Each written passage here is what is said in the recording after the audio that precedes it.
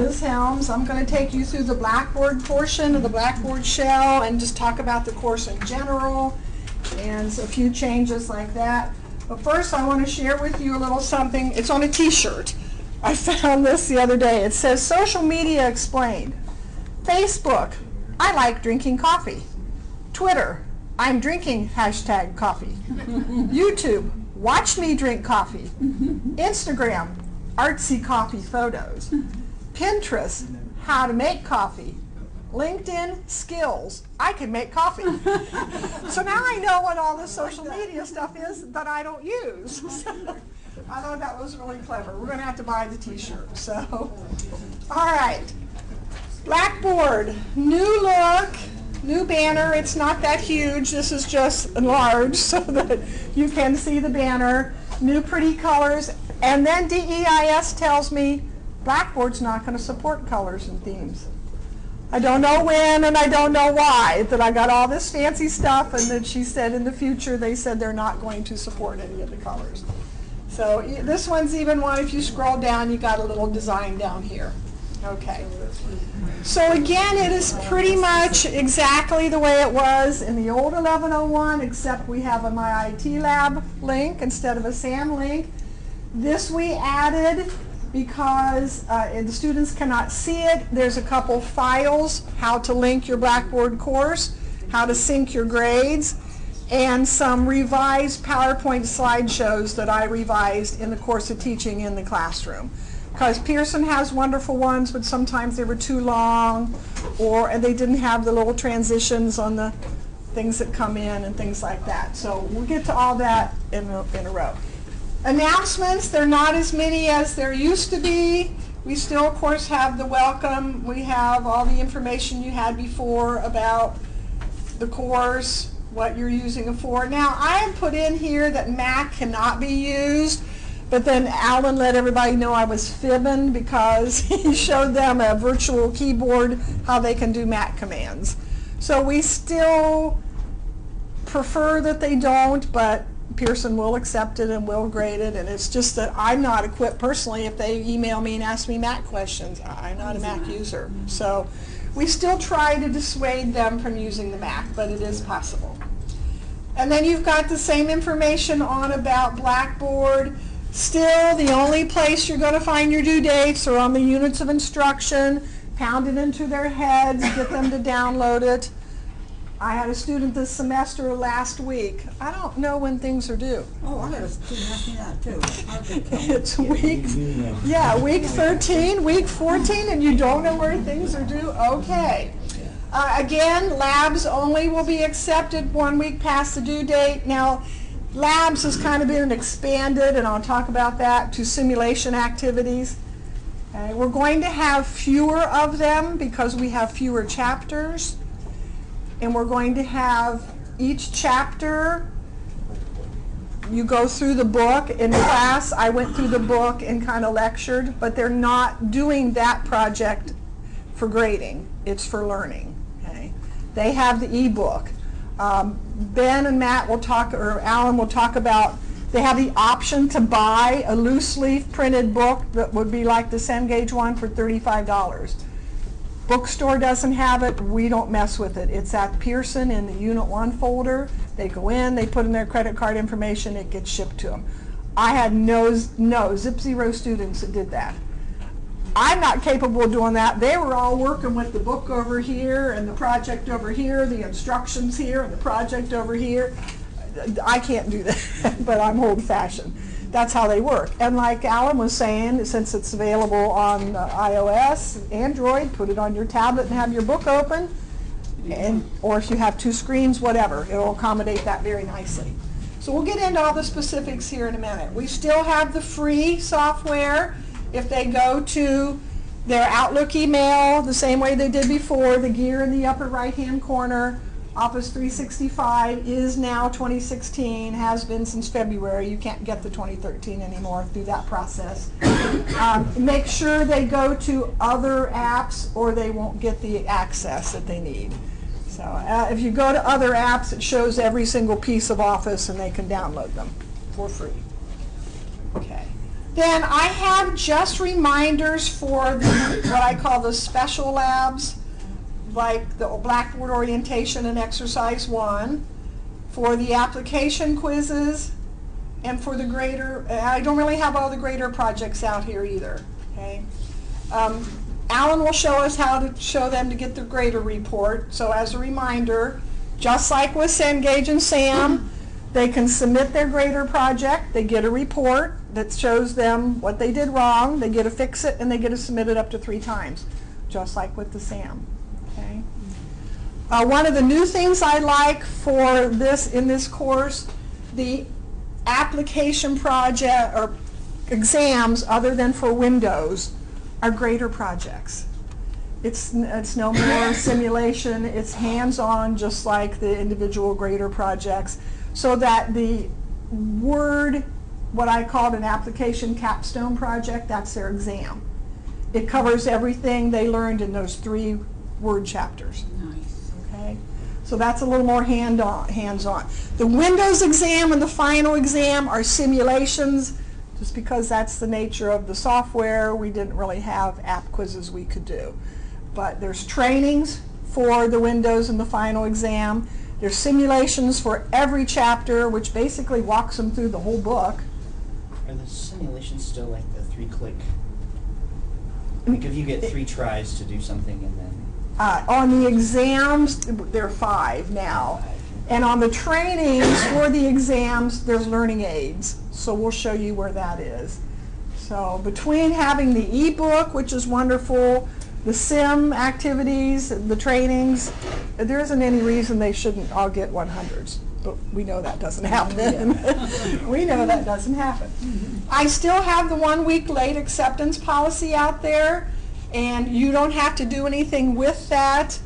At this time, there is something that we got to fix in the 1001 that would notify the instructor if a student submitted something late and they have to accept it. We're going to fix that so you don't have to do that. In 1101, it just happens. If they miss that first week due date, they have 1 more week to do it. It automatically takes 50% off. I don't have to do anything. It's linked with Blackboard. It appears in Blackboard. At Pearson, you can go in and see the reports, and there's a big red symbol that if you click on it, it says it was late. That's why. Now, we had a question last night, can they still do them? Yes. Alan told us they're still open. So before the final, if a student missed a couple words and they think, oops, maybe I better go back and do those word chapters, they can still do them. They will be graded, Alan, but it won't show up in Blackboard. Or right, no. It'll be graded. Because of the grace period that you have, it will be a 0 automatically. I mean, if they do it, after a week, the 0 will be there. Their highest grade will still stay in the grade book, but they can go back and look at the submission, and if they want to practice. No, I meant if they never did it at all. Oh, if they never did it at all. Yeah, the Right, scenario right. you were the talking 0 about. Will stay. Yeah, and they can still get a grade report. So they do it, they submit it, they can see a report that says, oh, you did this wrong, to help them study, but they won't get no credit after the initial week and the late week. All right, the free tutoring will still happen, and this semester I had 2 or 3 of my students that got help, and Gary Schmant was the only instructor teaching. These were the peer tutors, and one young lady came in raving. She said, this guy was great. He didn't give me the answers, but he helped me in Access, and it was okay, and even though it was 2016, she was using it in my class. So tutoring's still there. We have links I'll talk about again for all the registration and when they change. There's a 14-day free trial period that Ben will talk about, and he came to my class and we got everyone registered the first day. After that, I had 1 student that never got the code, and when that happens, she can't get into her Pearson anymore. Emailed, tried to get a hold of her, came in once, 4 weeks later, she just had quit. She never came back. So it's an easy process. So there is no reason for them to say, well, I don't have my book, or I don't have my financial aid, or I can't do anything for the first 3 weeks. You got 2 weeks free. All right, so then the rest are just the reminders of there.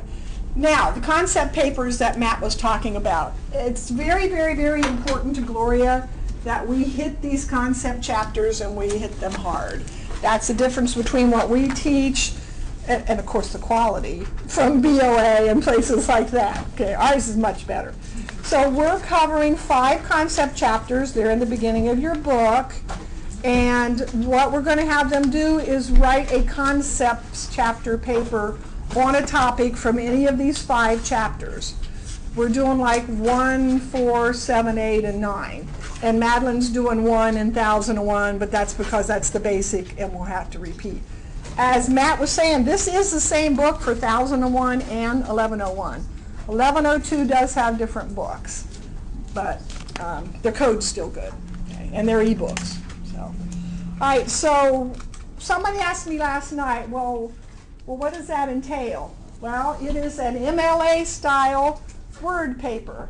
Guess what we teach them in one of the word chapters? MLA style papers, because that's what Columbus State uses. I know APA's out there, but we don't use that. So they can learn that later. So it's only like 2 pages of text and 1 page of reference, and they have to have 2 references. And guess what? I have rubrics out there that the students can see and you guys can use. I tell them, download it, because when I'm grading, that's what I'm looking for. So if it says 1 point for the header formatted correctly and you didn't do a header, you get a 0. If you did a header and you didn't format it, you get half. Yeah. This will allow you to do. And so those are the only hand-graded 4 concept chapter papers. Even though we're doing 5, I needed to wait till we got through the word chapter before I expected them to know how to do MLA. And then the final project, which is happening next week, so that's going to be a treat, huh, Mark? They have to do a team PowerPoint presentation. Again, the topic needs to be from one of the concept chapters, or they could ask the instructor if they want to do something else and you can approve it. It's teams. A lot of the students go, oh, I hate teams. And I have had some issues. I started out with 6 teams, and 3 of the 4 on one team quit the class. So I put the 4th guy in with another team that had 3, so it worked out. Even then, I've had some students that aren't participating. So all that information is in Unit 7. There's a team parameter doc, there's a rubric, there's an information. If they don't do their team project, I gave them 2 options. First option, if they last minute, they can do their own little thing, but the team goes on without them for a reduced grade. Or they have to write a 5 to 7 page paper saying why they goofed up, why they didn't do what they were supposed to do. And that's at a reduction. Really, what's happening in all honesty, they're not doing anything. The ones that aren't participating are not coming anymore and they're not doing anything. Now, online, everybody goes, how's that going to work online? There's another document up there at Unit 7 that I got from the library on options. They can YouTube it, they can make a video and YouTube it. They can come down here to the library and the library will film them, record it for you. There's several other options, Google Hangouts or something like that. I can't remember them all. So Mark will be anxious to tell us how all that works because it's due next week. And my in-class ones are due next week. But Mark, you want to say anything? They haven't had issues yet. I'm not really a fan of group projects myself because you have problems with participation. But my groups are working through the progress points. Okay, I haven't seen any of the final projects yet, so we'll reserve judgment yet on that. Good. I have some students that aren't participating. Just like Liz said, they pretty much have dropped off the scope, and so you have to deal with that. But they've been pretty good about doing their reports and coming back to me, asking questions, what kind of formats. Good. I have some students that are not in Columbus, so that's a challenge for the teams. How do they put together a project? And I gave them a couple different options. They could have one person put together a PowerPoint, and you do your segment and send it to that person. You could do your segment as a YouTube video and submit that separately. For the groups where the people aren't participating, each person does their own segment and they can submit it in whatever way they want. It may make it difficult to grade. I'm not really sure at this point. We'll kind of wait and see. But yeah. It's gone fairly well, I would say, so far. Hang on one second, Ty. I do have progress reports is what he's talking about. So rather than introducing this, we introduce it in week 4 and you assign the teams. And I just went down the roster. 1, 2, 3, 4, your team 1. 5, 6, 7, 8, your team 2. I have 3 progress reports they have to submit. Only 1 person per team. I have a form up there. They submit it through a Blackboard, and they're worth 5 points each to each team member. And I told them their presentations are graded individually. I mean, yeah, I'm going to look at, did they get it together okay? But, you know, if Ann, I'm going to pick on her, if she did a terrible job, I don't want that reflecting my grade. Yeah. So, yeah, so the amount of research that went into it and stuff, and they're worth 25 points each. Yes, Ty? 2 questions. One about the group project. Do you have any mechanism where one member of a group grades another member of the group? I have a peer evaluation form, actually, that they're supposed to create. Nobody's asked me about that yet, so I may have to hurry up and create I'm just one. saying as a formal mechanism, because I found that helps sometimes. Yes. If they know that other people in the group are going to be grading them, if that's a component of their grade, Yeah. they'll step forward and maybe participate a little bit more. Yeah, I did put that in there that they are to create their own peer evaluation form and I use would it. say maybe the instructors have to should do it. create it Yeah. and you disseminate it. The second thing I would say is, are you, as far as the papers at the end of each concept, are you using turnitin.com or some other thing to You can. ensure that they are actually doing their own work? I didn't require it, but we could, and/or one of the instructors last night asked it. I said, sure, of course, It might feel be- free to use that. It might be worth having maybe the English department chime in on things they do to grade papers. Okay, sure. Because we're not used to doing that kind of thing. Sure, yeah. And someone asked last night, you mean I have to know grammar? I said, well, yeah. You need to see if your student Really? wrote a proper sentence. So, yes. So they will have 4 concepts, Chapter chapter papers papers to do, plus Throughout the semester. plus the PowerPoint. Mhm. Those are the only things you have to grade as an instructor. Okay. Everything else is graded by Pearson, or the exercise 1 and the Blackboard orientation are graded by Blackboard. So, okay, let me show you. So anyway, these are just the reminders of when those are due. They're spread out during the semester, so you don't have them all the last week. I did change the order to accommodate them knowing how to do PowerPoint, just like I did not assign a concept chapter till after we've covered that in Word. I moved it so it's now Word, Excel, PowerPoint, and Access. So I don't want them to go off trying to create this if they've never had any experience to PowerPoint, which is rare nowadays. The students usually know how to do that. So it may be in a different order than it's in the book, but that's okay, we got it. So those are all your reminders. We still have the same student concern section and student success sections down here. Same things have been there for years, huh? All right, so I want to show you the units of instruction. It looks just like the ones we have now, except everywhere it used to say, Sam, it says Pearson. So you still have all the same stuff pretty much on the first week. Register with MyITLab, Blackboard orientation, exercise 1, discussion board 1. I made sure that was in the first week because some people told me, well, I don't like it in the second or third week. I want to know who my students are now, and I want them to use it. Okay. On the weeks you have an exam, it's Unit 2A and 2B, which is week 2. The first, in class what I did, the first meeting day of class, I covered the concept chapter. They do the simulation. The second day, we did the exam. So I had a question last night. Are the in-class students and the online required to come in? No, we don't require the online students to come in. So obviously they have the whole week. So is that fair to the in-class students? I left mine the option to take it on their own in the 1 week time period that the class has. What I told them, and it worked, I had a lot of students on exam days, said if you come in, I'll be here to help you. And one instructor said, oh, you helped them on a quiz? I said, yes, especially this one. It was access queries, calculated and parameters and that kind of stuff. So I did not tell them the answers, but I came around and said, okay, remember in the simulation, when you use a field name, what did you have to put around it? They're going, oh, those square brackets. So that's the kind of help that I gave. So the majority of them came in on exam days. If they don't, that's up to them. They just got that 1 week to finish it. There's no late acceptance on the exams. On these exams, being the simulation ones that you're going to have for Windows. You get 5 tries, I think, 3 to 5 tries on each question. You don't get to take the whole thing over 5 times. On the application projects, the capstone projects, Word, Excel, Access, PowerPoint, it's a grader project. They get to do it, they submit it, they get their grade, they get to do that up to 3 times. Simulation activity, are you saying that that is a new word for lab? Kind of. I'll show you when we get to Pearson. Yeah. What it is basically, I think, also why the students aren't buying the book. These simulations pretty much walk you through everything that's in the book.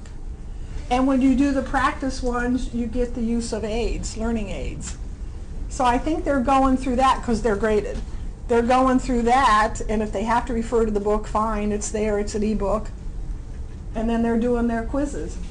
I will caution you to remind them this first week, and I think I'm going to go back and maybe average in a quiz grade. They didn't realize that these are all separate activities and they're all 3 graded. They either did just the training and not the actual quiz, or they did the sim and the quiz. And so I thought, oh, you know what, maybe I didn't stress that enough. After that, they caught on. So the practice is graded too? The simulation activities are graded. Can we find another word for it then? I'll show you in the Blackboard grade book. This is labeled CC1 for Concepts Chapter Simulation because the names of the projects at Pearson had to match exactly in Blackboard or they wouldn't sync. But you know, in our grade book, if you got a name longer than that, you can't see it. So what you see and what the students see will say CC1, Sim Act 1, Windows Practice or something like that, Windows Quiz. Yeah.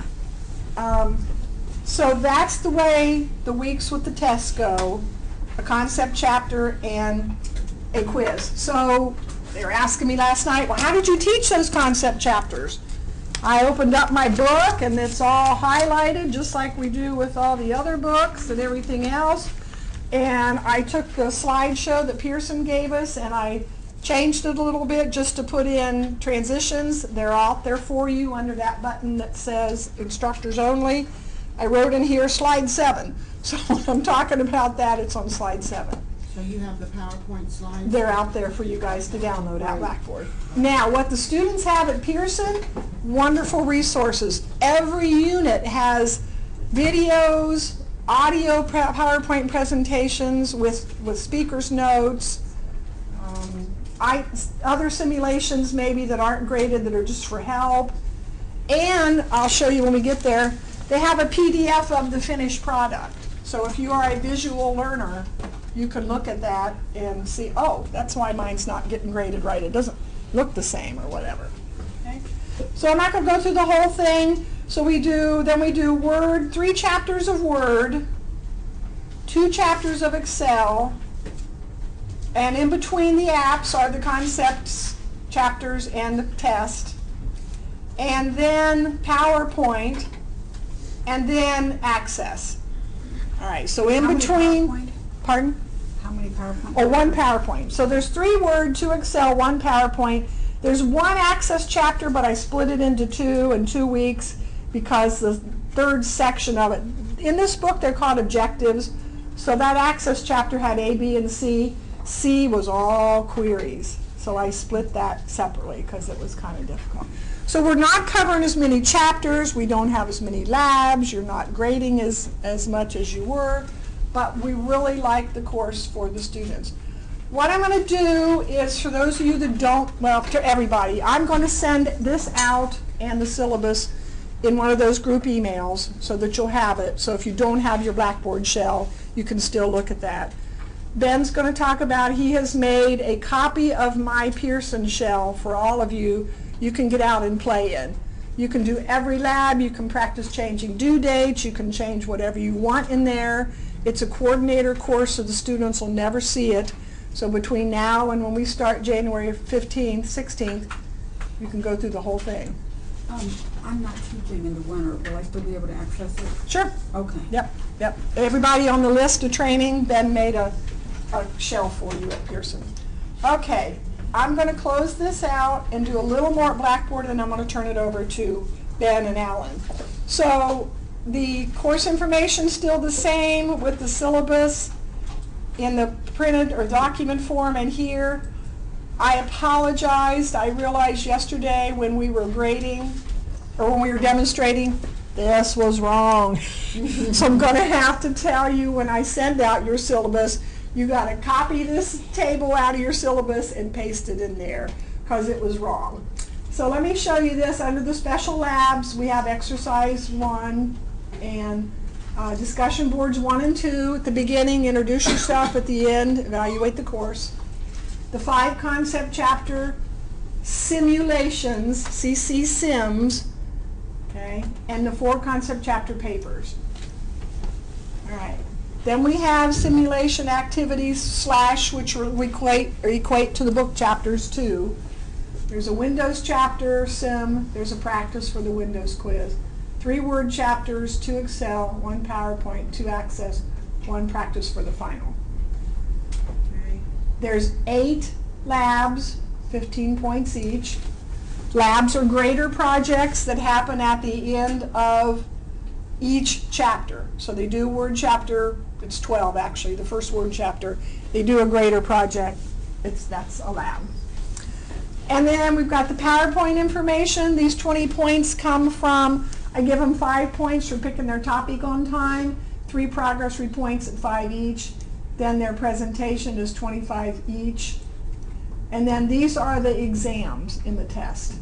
Windows, Word, Excel Access, or sorry, PowerPoint Access, final. Have you guys looked at the weights of each exercise versus the total? Because if it were me, I could quickly see I could not do the papers, I could not do the presentation, and I could still get an A in the course. Okay. No, we haven't looked at that. I'll talk to Matt. I mean, that seems really light. If I'm doing papers, I don't have to screw it, I don't have to do it. There's a lot in my class not doing the papers. Right. They figured that out quick, huh? Yeah, about half the class not doing the papers. Yeah, so I mean, I think that either have them or don't, Okay, but if we you can have them, have them. We can review it. Yeah, take some points away from other stuff. Well, and I kind of have the same issue. I have a couple of students, this semester who didn't do any access labs, but are still going to pass. Yeah. And I just have issues with that. I think that's not right, but I'm not sure what the answer is either. No, neither. Oh, okay. It's college. We have to, I mean, you can remind everything.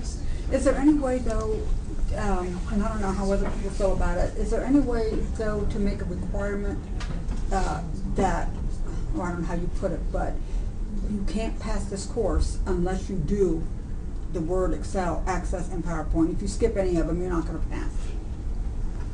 I'll have to talk to Matt about that. I mean, that's a don't, big policy decision. That yeah, I know. That's a department policy. Okay.